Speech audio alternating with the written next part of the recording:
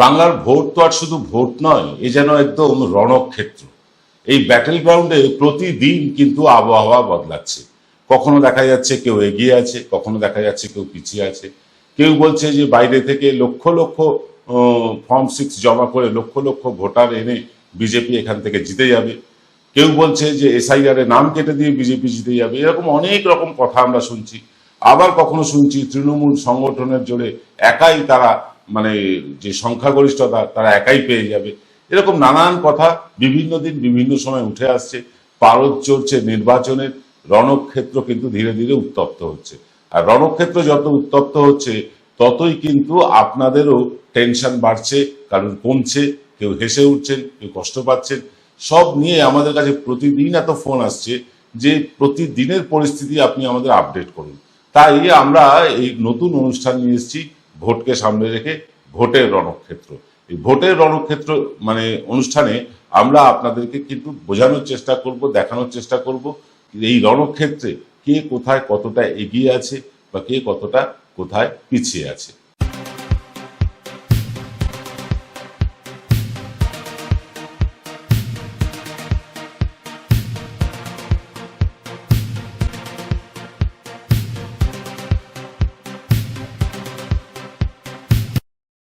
নমস্কার, শুভ সন্ধ্যা। আমি আপনাদের প্রবীর বিশ্বাস, আর দেখতে শুরু করেছেন এনকে ডিজিটালের একেবারে ব্র্যান্ড নিউ অনুষ্ঠান ভোটের রণক্ষেত্র।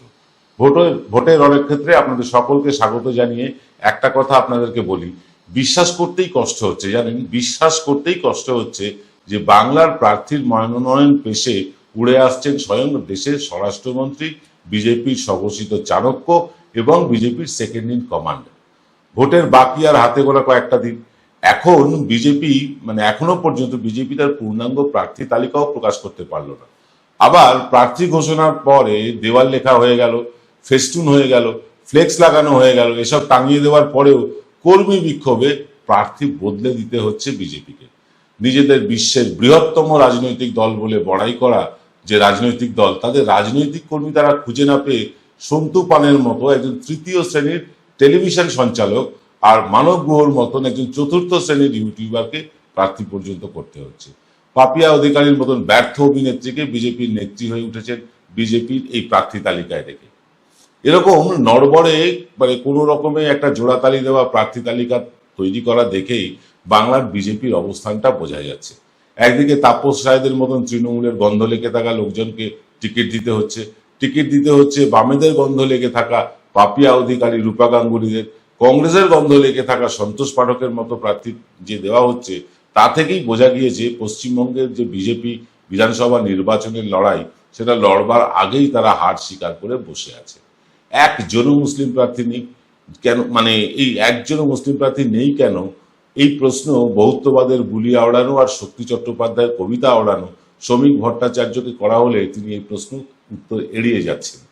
নন্দীগ্রামের বদলে চণ্ডীপুর বলছেন, এমনকি শুভেন্দু অধিকারীর নামটা পর্যন্ত শুভেন্দু চট্টোপাধ্যায় বলে কতটা স্নায়ুর চাপে ভুগছেন তা মিডিয়ার সামনেও প্রকাশ করে ফেলছেন। তৃণমূল ভোট ঘোষণার সঙ্গে সঙ্গেই যেভাবে প্রচারকে T20 স্টাইলে নিয়ে গিয়েছে, সেখানে বঙ্গ বিজেপির নেতারা এখনো গা ঘামিয়ে ওয়ার্ম আপটাই শুরু করতে পারেননি সব কেন্দ্রে। অগ্নিমিত্রা পল প্রচারে গিয়ে মানুষের ক্ষোভের মুখে পড়ছেন। শুধু অগ্নিমিত্রাই নন, বিজেপির প্রায় প্রত্যেক প্রার্থীকেই এসআইআর নিয়ে মানুষের ক্ষোভ বিক্ষোভ সামলাতে হচ্ছে এবং তারা হিমশিম খাচ্ছেন। গ্যাসের আকাল নিয়ে সবচেয়ে বেশি নাকাল হচ্ছেন বিজেপি প্রার্থীরাই। বহু জায়গায় প্রার্থী চয়ন নিয়ে অসন্তোষ, কর্মীরা গোপন করেননি, গোপন রাখছেন না, প্রকাশ্যে চলে এসেছে। এটা আগেও হয়েছে। এরকম একটা অবস্থা নিয়ে বঙ্গ বিজেপি ভোটের রণক্ষেত্রে নেমেছে। এইরকম একটা দুর্বল সৈন্যবাহিনী নিয়ে শুধুমাত্র নির্বাচন কমিশনের সাথে আঁটঘাঁট বেঁধে কিছু ভোটারের নাম মুছে আর ভিন রাজ্য থেকে কিছু ভোটারের নাম জুড়ে দিয়ে আর সরকারি অফিসারদের এদিক ওদিক করে ট্রান্সফার করে দিলেই ৭৭ থেকে প্রথমে ৬৫-তে নেমে যাওয়া, তারপর আবার এক লাফে ১৪৭টা আসন পাওয়া কি সম্ভব? তাও আবার গরিব মানুষের হকের পাওনা গন্ডার টাকা আটকে রেখে, বাংলার উন্নয়নে একটাও কাজ না করে, শুধু কয়েকটা টেলিভিশন চ্যানেল আর খানকতক ইউটিউবারকে পয়সা করে দিয়ে হাওয়া তুলেই কি বাংলার ভোট বৈতরণী পার করা যায় না গেছে? তাই আরো একবার খুব জোরের সাথে বলছি, আসন্ন বিধানসভা নির্বাচন বঙ্গ বিজেপির কাছে সবচেয়ে কঠিনতম অগ্নি পরীক্ষা। বিগত বিধানসভা নির্বাচনের ফলাফল ধরে রাখাটাই বিজেপির কাছে সবচেয়ে বড় চ্যালেঞ্জ এখন। আপকি বার 200 পারের মতন, কখনো 177, তারপরে খানিকটা নেমে গিয়ে 170 বললে আদৌ কি কর্মীদের চাঙ্গা করা যায়? মরার ওপর খাড়া ঘায়ের মতন দাঁড়িয়েছে বর্তমান প্রজন্মের বাম সমর্থকেরা। পাকা মাথার ওই পালিত বুড়ো যারা আছেন, গতবার তারা হুইসপার ক্যাম্পেনিং করেছিলেন, আগে রাম পরে বাম। তার ফল কি হয়েছে তা সবাই দেখতে পাচ্ছেন। এই প্রজন্মের বাম সমর্থকেরা বুঝেছেন যে বিজেপিকে বাকি 4-5% যদি ভোট তারা দিয়েও দেয়, যে ভোটটা বামেদের কাছে এখনো আছে, সেই ভোটটা যদি তারা বিজেপিকে দিয়েও দেয়, তাহলেও আগে রাম হবেও না, পরেও বাম আসবে না। কিন্তু এবার তারা আন্তরিকভাবেই চাইছেন আইনসভায় তাদের হয়ে কথা বলার মতন অন্তত খান 5-7 প্রতিনিধি থাকুক। আর এই ক্যালকুলেশনটা না করেই বিজেপি দুহাত তুলে এসআইআরকে হাতিয়ার করে আর নির্বাচন কমিশনকে বগল দাবা করে কখনো 170, কখনো 177 আসন পাওয়ার স্বপ্নে বিভোর। এমনকি কে কোন মন্ত্রিত্ব পাবে সেটাও ঘোষণা করে দিচ্ছেন নেতারা প্রেস কনফারেন্স করে। সন্তু পান তারকেশ্বর থেকে জিতে কৃষিমন্ত্রী হবেন, কাথি কেউ একজন মুখ্যমন্ত্রী হবেন, এমনও ঘোষণা করে দিচ্ছেন বিজেপি নেতারা অন ক্যামেরা। ঠিক 2021-এর ঘটনার যেন পুনরাবৃত্তি, ঠিক যেন 2021-এর পুনরাবৃত্তি আমরা দেখছি। সেবারও বিজেপির হেস্টিংসের অফিসে এভাবেই কিন্তু কাল্পনিক মন্ত্রিসভা গঠিত হয়ে গিয়েছিল। ভোটের ফল প্রকাশের আগেই কে কোন দপ্তরের মন্ত্রী হবেন তা কিন্তু স্থির হয়ে গেছিল। তারপর 200 পার করতে গিয়ে শটান মুখ থুবড়ে পড়েছিল 77-এ। তবে গত বিধানসভা নির্বাচনের থেকে এবারের বিধানসভা নির্বাচন আরো বেশি কঠিন হতে চলেছে বিজেপির কাছে। সেটা অনেকটাই মমতা ব্যানার্জির রাজনৈতিক চালে, তার ক্ষুরোদার বুদ্ধির জন্য, আর বিজেপির নিজেদের নির্বুদ্ধিতার কারণে। সেটাই এবার ভেঙে বলবো, তবে ছোট্ট একটা বিরতির পর।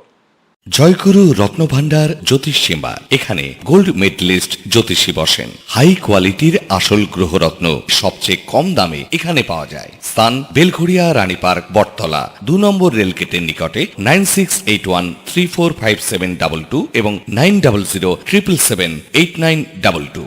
Padmalaya Group, where moments are made permanent. One of the most premium and trusted real estate company of Kolkata, carrying legacies since 1982. Quality, honesty, trust. Padmalaya Group. Call 983-00-48333. Welcome to the world of civil business.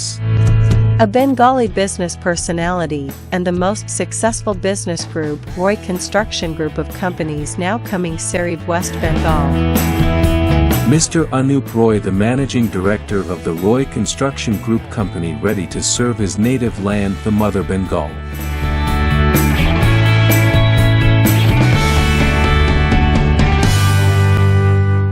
এবার সাধ্যের মধ্যেই হবে মধ্যবিত্তের স্বাদ পূরণ।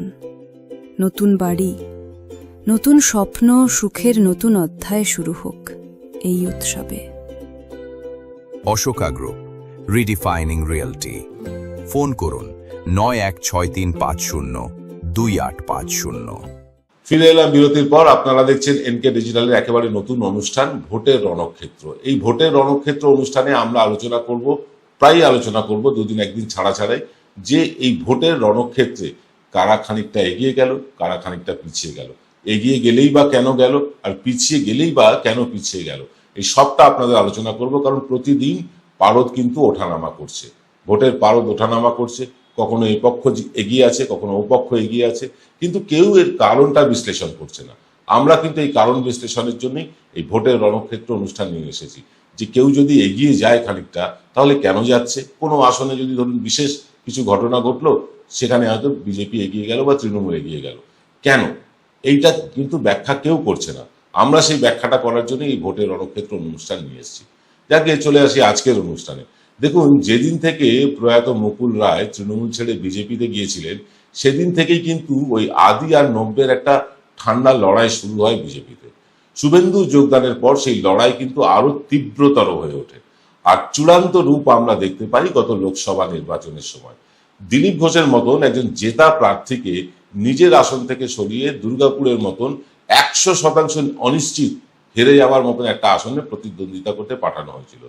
দেবশ্রী দেবীর মতন অত্যন্ত পুরনো কর্মীকে উত্তরবঙ্গ থেকে উড়িয়ে এনে দক্ষিণ কলকাতার মতন কঠিন আসনে লড়াইয়ের জন্য পাঠিয়ে দেওয়া হয়েছিল। আর তখন থেকেই বোঝা গিয়েছিল এই লড়াইয়ের খেসারত আলটিমেটলি দিতে হবে বিজেপিকে।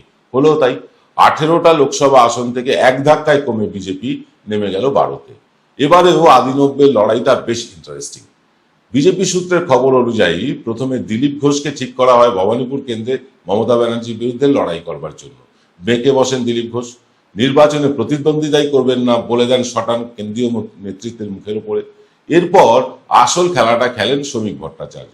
তিনি কেন্দ্রীয় নেতৃত্বকে বোঝান শুভেন্দু যখন একবার মমতা ব্যানার্জিকে হারিয়েছেন নন্দীগ্রামে, তিনিই আবার পারবেন মমতা ব্যানার্জিকে হারাতে। তাছাড়া শুভেন্দু নিজেও বেশ কয়েক মাস আগে ভবানীপুর কেন্দ্র থেকে দাঁড়ানোর ইচ্ছে প্রকাশ করেছিলেন অন ক্যামেরা মিডিয়ার সামনে। এরপরেও আরো একটা যুক্তি শ্রমিক ভট্টাচার্যের ছিল, তা হলো যদি শুভেন্দুকেই ভবানীপুর কেন্দ্রে দাঁড় করানো হয়, মমতা ব্যানার্জি ভবানীপুর কেন্দ্রেই গ্যারেজ হয়ে যাবেন, রাজ্য জুড়ে আর প্রচার করতে পারবেন না। শুভেন্দুও নিজের বলা কথা থেকে পিছিয়ে যেতে পারেননি, তবে শর্ত জুড়ে দিয়েছিলেন তাকে নন্দীগ্রাম থেকেও টিকিট দিতে হবে, অর্থাৎ একই প্রার্থী দুই কেন্দ্রে। ভবানীপুরে নিশ্চিত হারলেও নন্দীগ্রাম থেকে তো জিতবেনই, এমন একটা ব্যাপার ছিল। এখানে নন্দীগ্রাম নিয়ে আমরা আলোচনা করব, কিন্তু ঠিক এই জায়গাটায় তৃণমূল একটা অত্যন্ত কৌশলী চাল খেলে দিয়েছিল। বাজারে ছড়িয়ে দেওয়া হলো যে অভিষেক ব্যানার্জি নন্দীগ্রাম থেকে তৃণমূলের প্রার্থী হবে। শুভেন্দুও তা ধরে নিয়ে সংগঠন গোছানোর দায়িত্ব দিলেন তার দীর্ঘদিনের বিশ্বস্ত অনুচর পবিত্রকরকে, যার উপরে ভরসা রেখেই বিগত বিধানসভা নির্বাচনে নানা কলা কৌশল করে শেষ পর্যন্ত জিতেছিলেন শুভেন্দু। একদিকে রটানো হলো অভিষেক ব্যানার্জি নন্দীগ্রাম থেকে দাঁড়াবেন, আর অন্যদিকে পবিত্রকরকে নিজেদের পক্ষে নিয়ে আসার চেষ্টা চালানো হলো তৃণমূলের তরফে। পবিত্রকরের যথেষ্ট জনপ্রিয়তা আছে নন্দীগ্রামে, বিশেষত হিন্দু প্রধান অঞ্চলে পবিত্রকরের জনপ্রিয়তা শুভেন্দু অধিকারীর থেকেও বেশি, যা আমরা সম্প্রতি নিজেরাই গিয়ে দেখে এসেছি, আপনাদেরও দেখিয়েছি। নন্দীগ্রাম দুটি অঞ্চলে বিভক্ত। নন্দীগ্রাম 1, যা মূলত মুসলমান প্রধান এলাকা, এখানে জনসংখ্যার ঘনত্বও বেশি, আর এই নন্দীগ্রাম 1-এর বেশিরভাগ ভোট গত বিধানসভায় তৃণমূলের পক্ষেই গিয়েছিল। আর নন্দীগ্রাম 2, যা মূলত হিন্দু প্রধান এলাকা, এই নন্দীগ্রাম 2-এর মানুষ ঢেলে ভোট দিয়েছিলেন শুভেন্দুকে, যার পেছনে মূল কারিগর ছিলেন এই পবিত্রকর। এই পবিত্রকরকে নিজেদের দলে টেনে শুভেন্দুকে কড়া টক্করের মধ্যে ফেলে দিয়েছে তৃণমূল, যেটা শুভেন্দু কল্পনাও করেনি। শুভেন্দু ভোটের আর কিছুদিন মাত্র অবশিষ্ট থাকলেও নন্দীগ্রামের চেয়ে অনেক বেশি সময় দিচ্ছেন ভবানীপুরে, আর ফাঁকা মাঠ পেয়ে নন্দীগ্রামকে প্রায় গুছিয়ে নিয়েছেন পবিত্রকর। আর কাঁথি থেকে ভবানীপুরে গিয়ে মমতা ব্যানার্জিকে হারানো কতটা কঠিন, কঠিন শুধু নয়, একেবারে অসম্ভব, তার নমিনেশন দাখিল করার দিনেই কিন্তু টের পেয়েছেন শুভেন্দু এবং অমিত শাহ নিজেও। দেশের স্বরাষ্ট্রমন্ত্রীকে রাস্তার জনতা, কোনো রাজনৈতিক দলের লোক না, তারা জুতো তুলে দেখাচ্ছে। এখান থেকেই টের পেয়েছেন অমিত শাহ বাংলা কত কঠিন ঠাঁই তাদের কাছে। রাজ্যের বিরোধী দলনেতাই যদি এইভাবে হাবুডুবু খায়, তাহলে বাকিদের অবস্থাটা বুঝতে রকেট সায়েন্স পড়তে হবে না। সব মিলিয়ে বঙ্গ বিজেপির এই মুহূর্তে কিন্তু একেবারে ঘেটে ঘ হয়ে আছে। মুখে 177 পাওয়ার কথা বললেও চোখে মুখের হতাশাকে কিন্তু গোপন রাখতে পারছেন না কিছুতেই। এই মুহূর্তে ভবানীপুরে নিশ্চিত হারের মুখে দাঁড়িয়ে আছেন শুভেন্দু, আর নন্দীগ্রামে 50-50 অবস্থা হয়ে আছে। পবিত্রকরকে তৃণমূলের তরফে আরো একটু অক্সিজেন যোগালেই মায়ের ভোগে চলে যাবেন শুভেন্দু। ওদিকে আর এক হেভিওয়েট নেতা দিলীপ ঘোষ নিজের পছন্দের কেন্দ্রে ফিরে পেয়েছেন সভাপতি, তিনি খুশি। সারা বাংলা জুড়ে একটাও এমন মুখ নেই যে বিজেপির পক্ষে সারা বাংলা জুড়ে প্রচার করতে পারে। সারা বাংলা জুড়ে প্রচার করার এখন একটাও মুখ নেই বিজেপির কাছে। শুভেন্দু এবং দিলীপ ঘোষ প্রবল জনপ্রিয়তা তাদের, সারা রাজ্যে সেটাকে কাজে লাগাতেই পারছে না বিজেপি। এই দুই জনপ্রিয় মুখ সর্বশক্তি দিয়ে নিজের কেন্দ্রে জিতে আসার জন্য মরিয়া হয়ে গিয়েছেন। আর শ্রমিক ভট্টাচার্য বা সুকান্ত মজুমদারের জনপ্রিয়তা শুভেন্দু দিলীপের ধারে কাছেও নেই। উল্টো দিকে দেখুন, রাজ্যটা চষে বেড়াচ্ছেন একদিকে মমতা ব্যানার্জি, অন্যদিকে অভিষেক ব্যানার্জি। অতএব বিজেপির ভরসা সেই অন্য রাজ্যের নেতারা। অমিত শাহ 15 দিনের জন্য ঘাঁটি গাড়তে চেয়েছেন বাংলায়, আসবেন ভালো বাংলা বুঝতে না পারা এবং বলতে না পারা নেতারা। তারা দুর্বোধ্য ভাষায় ভাষণ দিয়ে আবার বিগত বিধানসভা নির্বাচনের মতন করে বাংলার বিজেপিকে টেনে তোলার চেষ্টা করবেন। কিন্তু আদৌ কি এভাবে কিলিয়ে বিজেপির কাঁঠাল পাকানো যাবে? তাই আরো একবার মনে করিয়ে দিতে চাই আপনাদের, মিডিয়াতে যে হাওয়াই তোলা হোক না কেন, এবার বিজেপির অবস্থা অন্যান্য সব বারের তুলনায় সবচেয়ে বেশি খারাপ। আরো খারাপ অবস্থা শুভেন্দু অধিকারী। তার আম আর ছালা দুটোই যেতে বসেছে। আর তাই যদি হয়, বাংলার রাজনীতি থেকে মুছে যাবেন শুভেন্দু, এটা তিনিও জানেন। তাই এখন পুরো বাংলা ভুলে গিয়ে মরিয়া হয়ে উঠেছেন মমতা ব্যানার্জিকে আরো একবার হারিয়ে অমিত শাহের চোখের মণি হয়ে থাকার, যাতে ইডি সিবিআই অন্তত 2029 সাল পর্যন্ত তাকে আর ডিস্টার্ব না করে। আরো একটা কথা মনে করিয়ে দিই শেষ করার আগে, মানে এই অনুষ্ঠানটা শেষ করার আগে একটা জরুরি কথা আপনাদের বলে দিই।